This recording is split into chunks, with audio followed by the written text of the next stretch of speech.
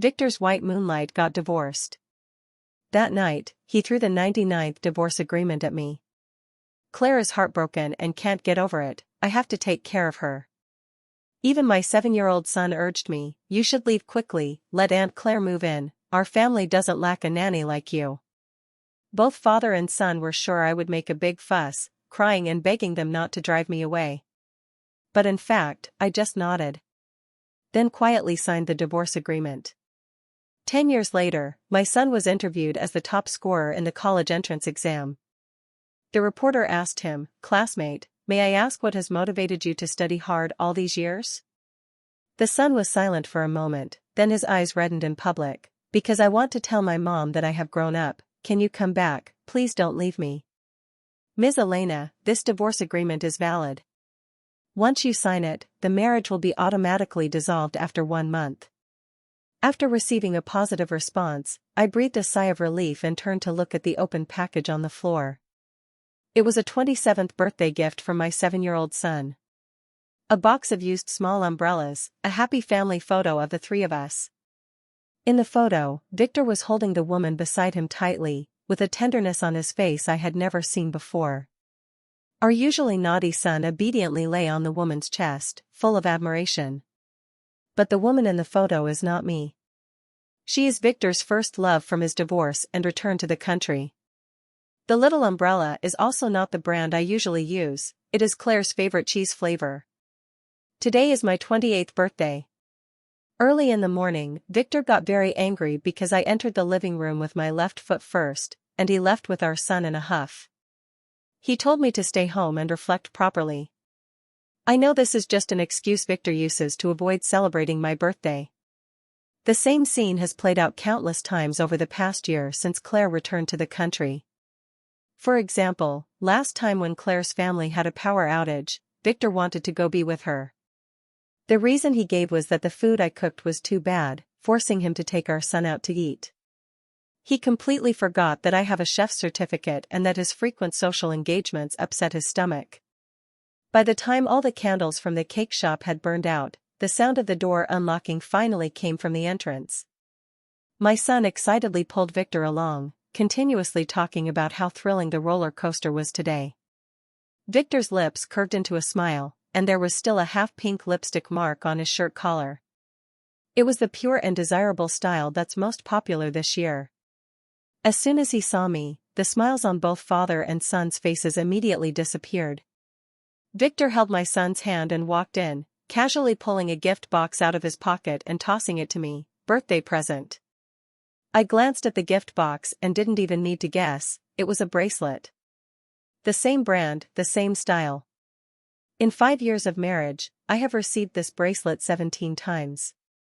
Each time it repeatedly reminded me how inattentive Victor is towards me. And Claire's Facebook. Today it's the latest dress from the Sion family, tomorrow it's an antique vase from the auction house, and the day after tomorrow, the day after that, a different one every day for a month. Thinking of the variety of gifts displayed on Claire's Facebook, my gaze darkened, and I got up to leave. A flash of astonishment crossed Victor's eyes, followed by anger. "Elena, I gave you gifts with good intentions, and this is how you treat my feelings? No wonder my mom always says you can't hold your own in public, you really have no manners." My steps stopped, and I couldn't help but laugh. These were the words Victor's father said about me on our wedding day. Back then, young and hot-headed Victor slammed the microphone down when he heard it. He said I was the wife he personally chose, and no one was allowed to speak ill of me. Indeed, father and son are cut from the same cloth. My son threw the toy in his hand at me. "You bad woman, apologize to my dad right now." The sharp edge of the toy cut my cheek, and I instinctively touched the wound, bitterness filling my heart. This is the child I carried for 10 months, a wolf cub that can't be tamed. 7 years of love can't compete with Claire's 1 year of sweet talk. Seeing that I didn't react, my son became even more smug and sneered, "You're not even angry? You really are just a yellow-faced hag who only knows how to suck blood. Be sensible and quickly get a divorce from my dad. Our family doesn't need a nanny." After dropping that sentence, he hopped and jumped back to his room. Before closing the door, He didn't forget to tiptoe and hang up a warning sign, "Elena and the dog are not allowed inside." Wiping away the tears caused by laughter, I returned to my own room. The storage room next to the kitchen. A small room less than 10 square meters, with a simple single bed. A place even the nanny was unwilling to live in, yet it was the only bedroom where I felt free over the past year. After putting away the 17th bracelet, I took out the divorce agreement from the drawer. This was the 99th divorce agreement Victor had thrown at me. Married for 7 years, every time Victor and I argued, he would throw a divorce agreement at me. He knew I lacked love, so he was certain I couldn't live without him. The divorce agreement was his way of humiliating me over and over again. But this time I really intend to sign it. I don't want my husband, my son, or this ridiculous family anymore. Early the next morning, I was woken up by knocking. "Get up. Make me breakfast." My son was banging on the door of the storage room with his toy, making a deafening noise. In the past, to take care of Victor and my son, I would get up at 5 every morning to make them a delicate breakfast. Now I lie in bed, wishing I were deaf. I opened the door to find my son standing barefoot on the floor, his face full of anger. "Where's my breakfast?" I looked coldly into his eyes and pointed to the fridge. "Get it yourself, or ask your dad or Aunt Claire." My son was stunned for a moment. This was the first time I had spoken to him so coldly. Then he seemed to think of something, his expression twisted. "But you're my nanny. If you don't listen, I'll have Dad divorce you. Hurry up and make me breakfast. Otherwise, I'll walk barefoot all day, and if I get sick, you'll have to stay up all night with me." Only then did I notice he was standing barefoot on the floor. My son was born prematurely and has been prone to illness since he was little. So every time I see him stepping barefoot on the ground, I worry terribly. I follow behind him, coaxing him softly to put on his shoes. My son would also take advantage of the moment when I was helping him put on his shoes to stomp hard on my clothes. He wouldn't stop until my clothes were covered with his footprints.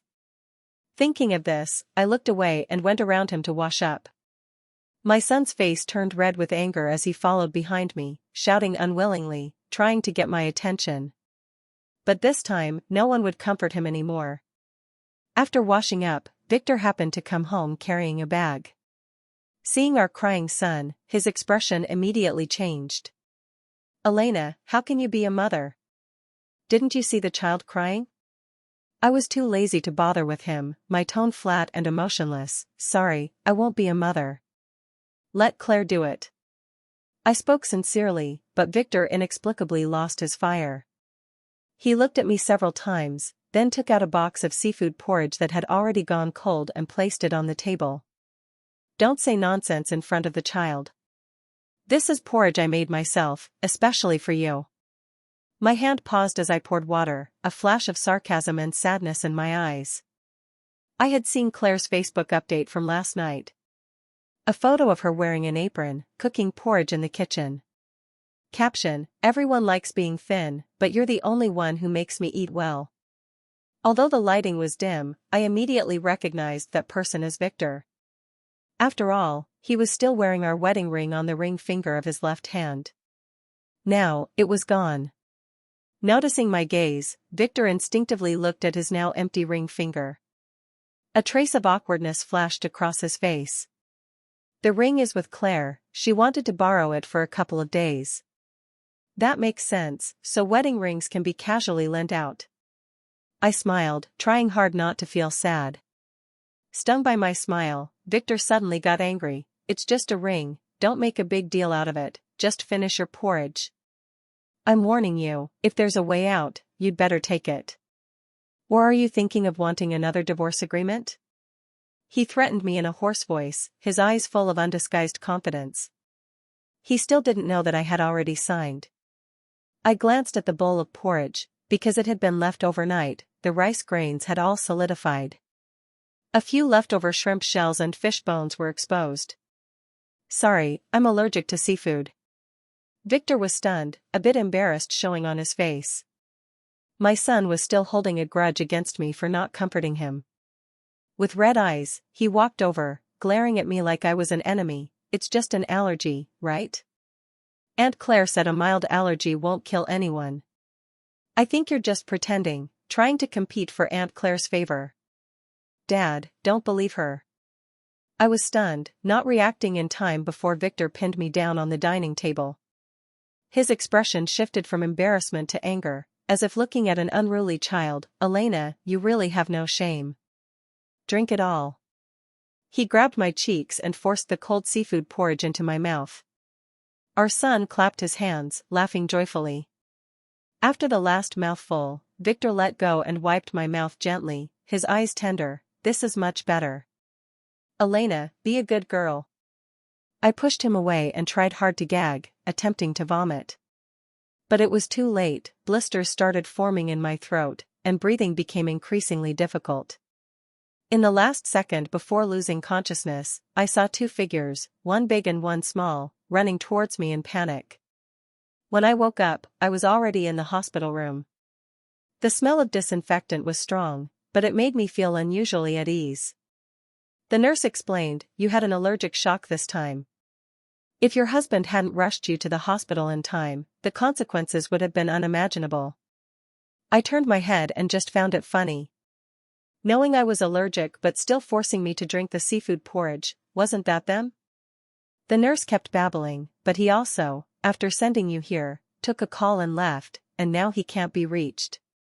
You should quickly call your husband, the hospital fees haven't been paid yet. I was stunned for a moment, then realized I was still in my pajamas, without my wallet or phone. Taking the phone from the nurse, I called Victor. The first call was immediately hung up. Then the second, third, fourth, until the ninth call, someone finally answered. Who is this? Claire's coquettish voice came through, as if she had just finished a session of intimacy. The words she was about to say froze in her mouth. I pinched myself hard to come back to my senses, calm and detached. I'm Elena, I'm looking for Victor. The breathing on the other end of the phone faltered, Claire's voice turned shy. It's your sister-in-law, Victor is taking a shower, he just finished sweating, so it might not be convenient right now. If you have something to say, just tell me first, so you don't have to make another call. After all, we're just on a halftime break, there's still work to do later. I lowered my head, holding back the bitterness in my eyes. No need. I hung up the phone and looked at the nurse who was still waiting for an answer, feeling somewhat speechless. Should I tell her that my husband won't be coming because he's busy making a baby with his first love?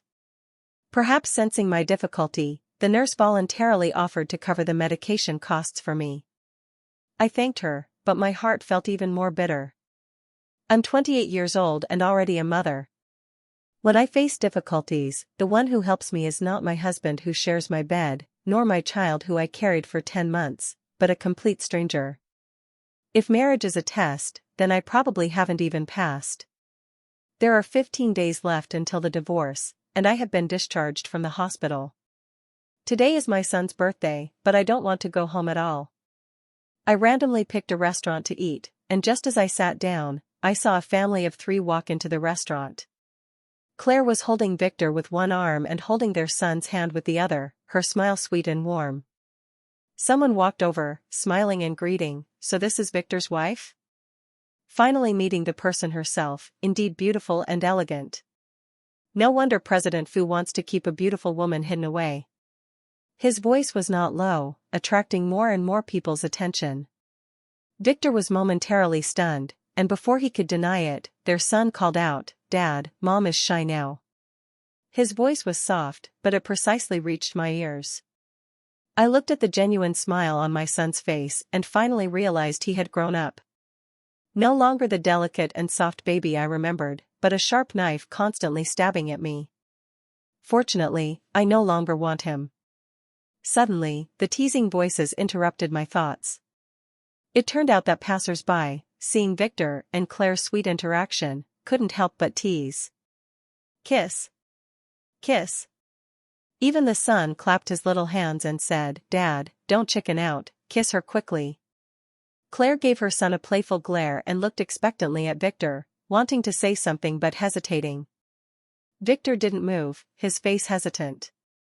Seeing this, Claire steeled her heart and directly wrapped her arms around his neck, getting close to him. Just as they were about to kiss, Victor suddenly met my gaze. "Elena?"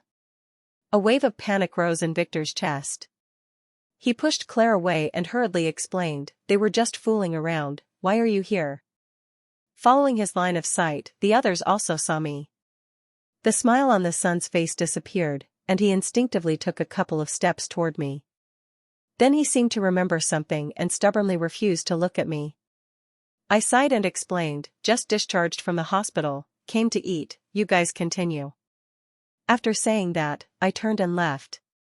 Victor was stunned for a moment and immediately wanted to chase after me, but Claire held him back. She grabbed Victor's hand and said innocently, "Today is Leo's birthday, how could sister-in-law suddenly leave? Did she forget? Or did she never even think about celebrating Leo's birthday? As a mother, this is really negligent."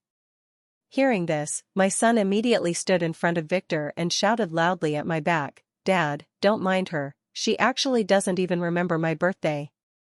Although angry, his eyes were red, as if he had suffered a great grievance. Victor looked at his son, hesitated several times, and finally held him in his arms. "Don't be angry, Dad and Aunt Claire will celebrate your birthday with you." After saying that, he found a seat and sat down. The atmosphere in the restaurant was very nice, and the birthday cake was also delicious. But Victor's mind kept flashing images of me leaving, and he was frequently lost in thought. Our son was unusually quiet, not making a fuss.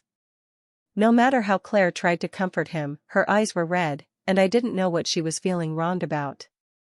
And I knew nothing, going straight home. Originally, I planned to leave after the 30 days were over. But thinking about the unfinished kiss between Victor and Claire tonight, I suddenly felt it was all meaningless. I placed the signed divorce agreement on the table, grabbed my packed luggage, and walked out of the house. On the way, I met the neighbor's child and casually gave him the limited edition toy in my hand. Originally, this was a birthday gift I had prepared for my son. For it, I searched all over Nagasaki Prefecture, personally visited the manga artist, and asked him to sign the toy. Now, I think my leaving is the gift he wants most. On the other side, after finally enduring until the birthday party ended, Victor hurriedly took his restless son back home. Entering the community, he happened to run into me unexpectedly. Seeing the luggage in my hand, Victor's face turned pale. But his son couldn't wait to speak. "Bad woman, do you know I'm angry today, so you deliberately want to take me on a trip? Where is my luggage? Why aren't you carrying it? I want that Ultraman suitcase. Also, you must apologize to me right now, then swear that you will never forget my birthday again, and you're not allowed to be jealous because of Aunt Claire and Dad. If you do that, I'll agree to go on the trip with you, do you hear me?" Seeing that I didn't say anything, my son frowned. "Forget it, I don't want you to apologize anymore. You just have to promise me you won't forget my birthday again. Next time Dad takes me and Aunt Claire out to play, I'll also invite you. But it can only be once a week, or Aunt Claire will be unhappy." After saying that, he reached out to hold my hand. Unexpectedly, I took a half step back. Facing Victor and our son's shocked and uneasy expressions, I took out the divorce agreements I had accumulated over the years from my bag. 99 copies, not one less, all here. The last one, I signed it. "Victor, I'm done arguing with you, let's just get a divorce." I didn't even need to look at Victor to know. This was the 99th divorce agreement he threw at me. In fact, the 99th and the first one were almost identical. The only difference was probably the date. But this time it was different. The blank space for the applicant was gone, replaced by 2 clear characters, Elena. Bang! Victor's vision blurred as he bumped into the trash can. His son was startled and stepped forward to hold onto his sleeve. I glanced at him, grabbed my luggage, and left. The son wanted to chase after me but couldn't let go of Victor. He kept crying fearfully. "Dad, are you okay?" Victor came back to his senses, his hand holding the divorce agreement trembling slightly. "I'm fine." The son breathed a sigh of relief, then suddenly remembered the document and hurriedly asked, "Dad, what divorce? Why does Mom want to divorce you?" He looked at Victor in terror, then with red eyes looked in the direction I was leaving. This time, he finally learned to call out Mom. Faced with his son's questions, Victor's mind went blank. Anxiety, panic, and regret all surfaced at once. He collapsed onto the grass, his voice hoarse. Your mom doesn't want us anymore. Impossible, Dad, don't be fooled. The son didn't hesitate for a second, his face flushed as he retorted, Mom must be lying to attract our attention. I know, she must be jealous that we like Aunt Claire more, so she's deliberately trying to provoke us. Victor loosened his grip on the divorce agreement, his complexion improving. Yes, you're right. Elena would never leave me. She has no job, no friends, so if she leaves me, who will provide her with a life of comfort and luxury? The more Victor spoke, the more confident he became. He stood up and sneered, Elena only knows how to play these low-level tricks. Leo, we don't need to care about her. Once she's made enough of a fuss, she'll come back obediently. Victor threw the already crumpled document onto the floor, his eyes dark and unclear. Leo nodded, his unease completely suppressed. As for me, I had already moved into the fully paid single apartment. Early the next morning, Victor dressed neatly and saw Leo off to school. His son held Victor's hand, with obvious bruises under his eyes, as if he hadn't slept well. Victor also wore a stern face, with a hint of fatigue between his brows.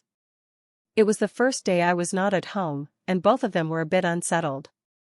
Looking at the dry bread in his hand, the son's expression was very bad. Dad, I don't want to eat bread, I want to eat the meals Mom makes. Victor squatted down and gently coaxed, Leo, be good, hang in there, your mom won't last a few more days. Or should I ask Aunt Claire to come take care of you for a few days? The son was stunned, said nothing, lowered his head, and took a big bite of the bread. While eating, he kept talking to himself, Dad, when she comes back, I'm definitely going to ignore her for several days. She even forgot my birthday, I really hate her so much. Victor gave a perfunctory and was about to open the car door when he heard a childish voice behind him. Uncle. The neighbor's child held a bouquet of flowers and called out obediently. Victor turned around, looking at the child in front of him with some surprise. Did you come to see me for something? The child touched his face and said a little shyly, Aunt Elena gave me a limited edition toy last night. Mom said it was too expensive and told me to be sure to thank you properly. Is Aunt Elena home?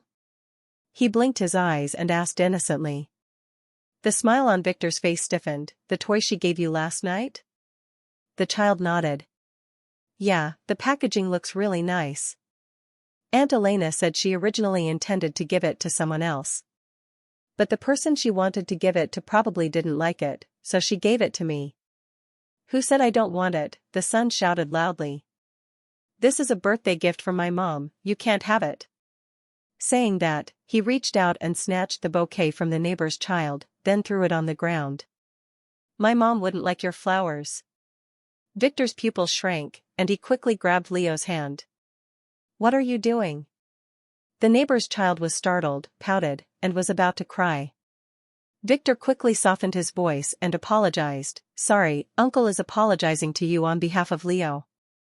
The bouquet is very beautiful, I will help you convey that, okay? The child nodded and ran away. Leo bit his lower lip tightly, unwillingly asking Victor, why are you helping him? That gift was from Mom to me. Victor sighed, somewhat tired. All right, your mom will still buy you things in the future. Go to school first. Along the way, father and son were each lost in their own world, neither saying a word. At noon, my son's teacher suddenly called me. Is this Leo's mom? I am Leo's teacher. The thing is, Leo didn't bring lunch today. Would you be able to send some? When I received the call, I had just prepared a big meal for myself. Looking at the delicious and beautifully presented dishes on the table, I simply replied, sorry, I am divorced from his dad. For matters concerning Leo, please contact his father directly from now on. The voice on the other end of the phone paused, and the teacher said embarrassedly, oh okay. I smiled and was about to hang up when I heard a commotion on the other end. My son grabbed the teacher's phone, his voice angry. "You bad woman. How dare you ignore me?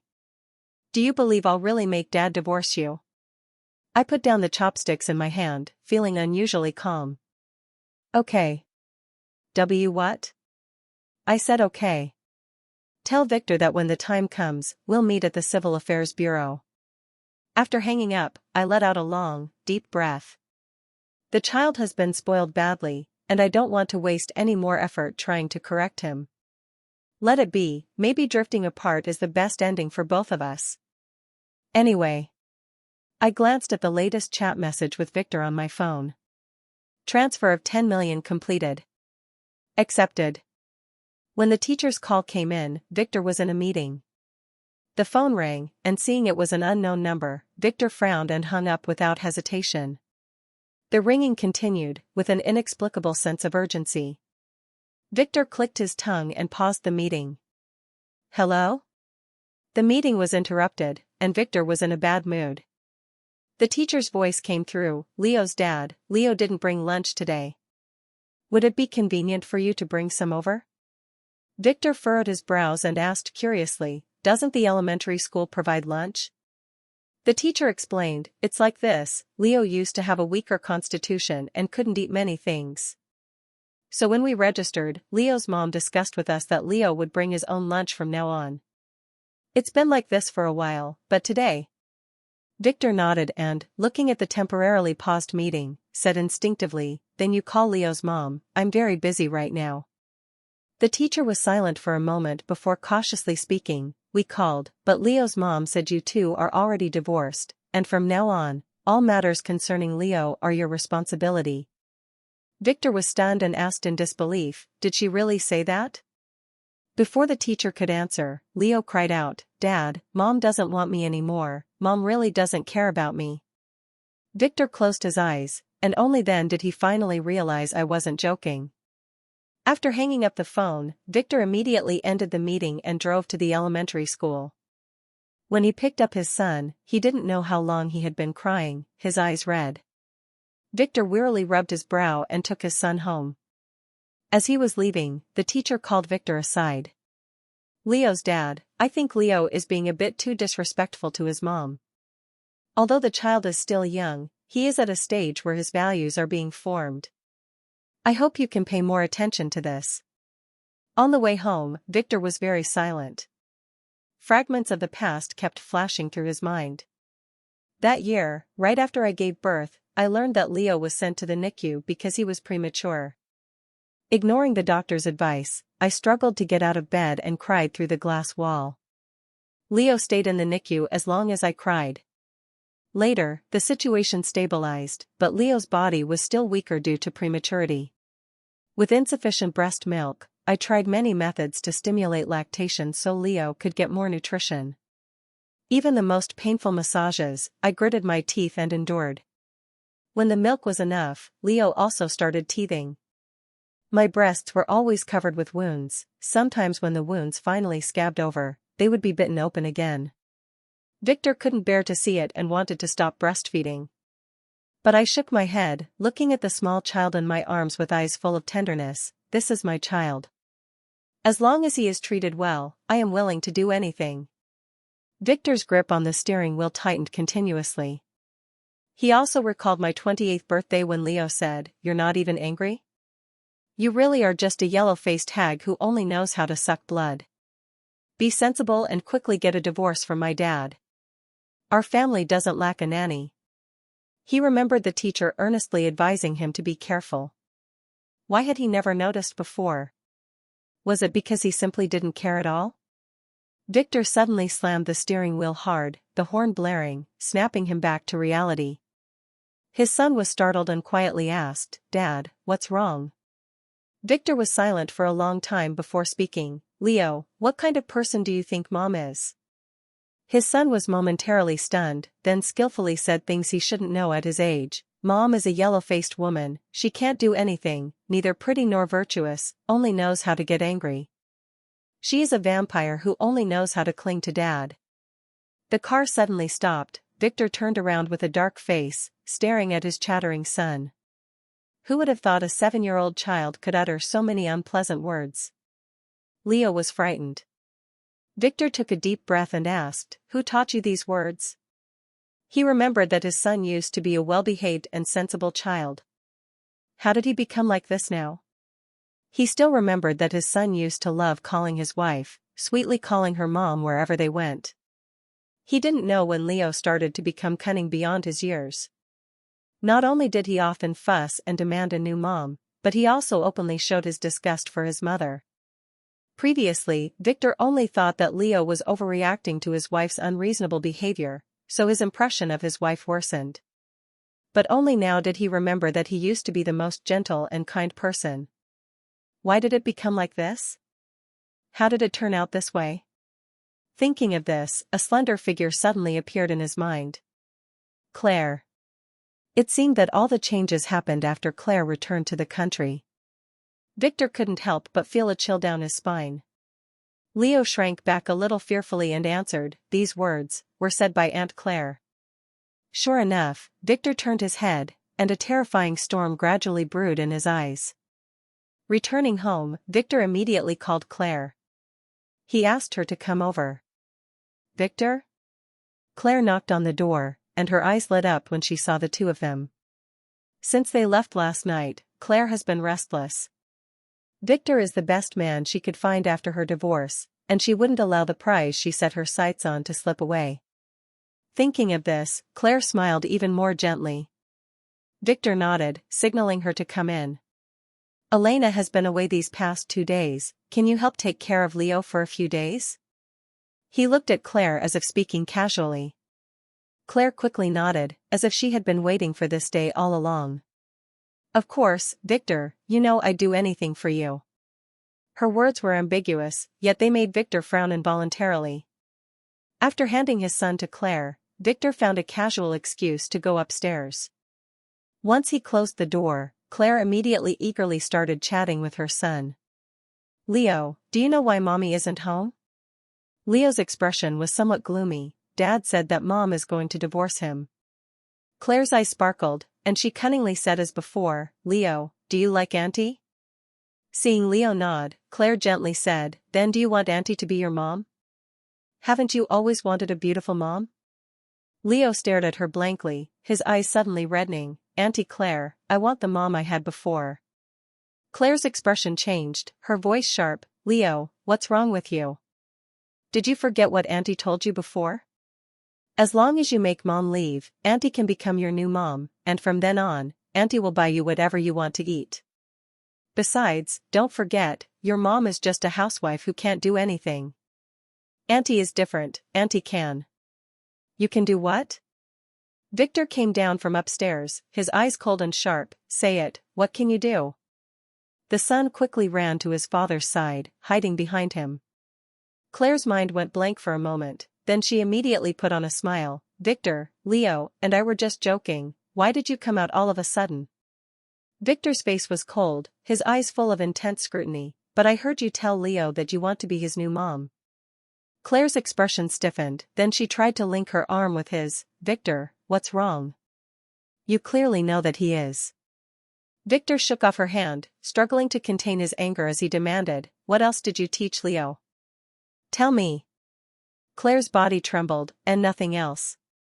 Victor looked down at his son. "Leo, you tell me." Although young, the son sensed the tense atmosphere. He clung tightly to Victor's pants, nervously saying, "Aunt Claire also asked me to give Mom a birthday present." Victor immediately thought of something and found a photo frame turned upside down on the table from the storage room. In the photo, he and his son were closely gathered around Claire, just like a family. Victor grabbed the photo frame and slammed it down in front of Claire. "Claire, who gave you permission to provoke Elena?" Claire screamed, trying to defend herself, but Victor no longer wanted to listen. "It was you last time too, telling Leo that allergies wouldn't kill him, wasn't it? Do you know that Elena almost lost her life?" Claire bit her lip and said unwillingly, "Victor, I did all this just to be with you. You know, I just love you too much. Get lost." Victor looked at her as if she were a piece of trash. After Claire left, Victor sat dazed on the sofa for a long time after learning the truth. It felt as if a piece of my heart was missing, empty and hollow, letting the wind through. Victor buried his face in his hands, hiding the redness at the corners of his eyes. No, I have to see Elena. Victor suddenly stood up, taking his son and heading outside. He had never been so eager to see someone before, not even Claire. When I received Victor's call, I had already bought a plane ticket to go abroad. There were only a few days left before the divorce cooling-off period ended. I don't want to stay in this heartbreaking city any longer. At 28, I want a brand new start. At 3 in the afternoon, I arrived at the cafe on time. Victor and Leo had been waiting for a long time, and the coffee on the table was no longer steaming.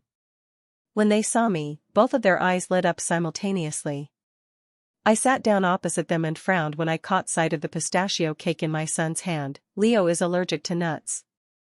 Victor immediately took the cake fork from Leo's hand, then reacted with a surprised look and said to me, "Elena, you still care about whether we are?" I know what Claire has been doing behind the scenes, and I will definitely have no contact with her in the future.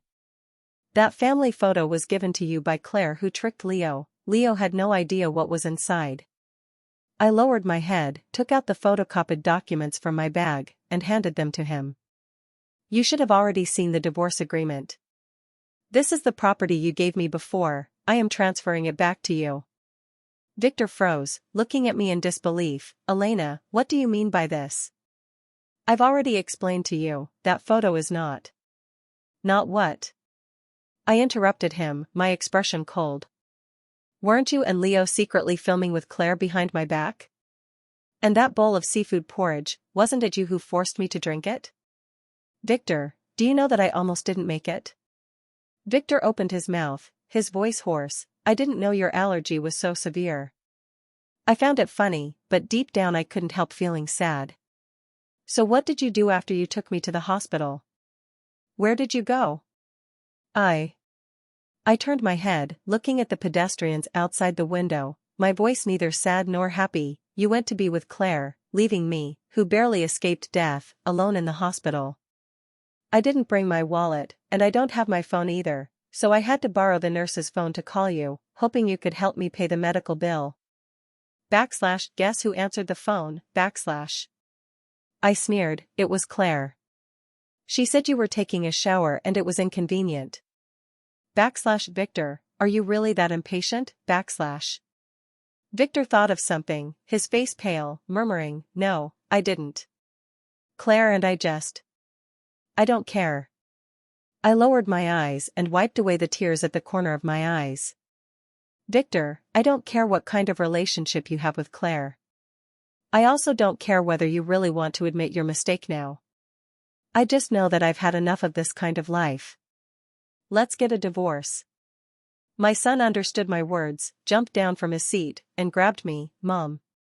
I touched Leo's head and looked at this once beloved child one last time. It felt like a complete farewell to the past. At the end of the meeting, Victor agreed to the divorce. But he had one request. After the divorce, he still hoped to keep in touch with me. I agreed.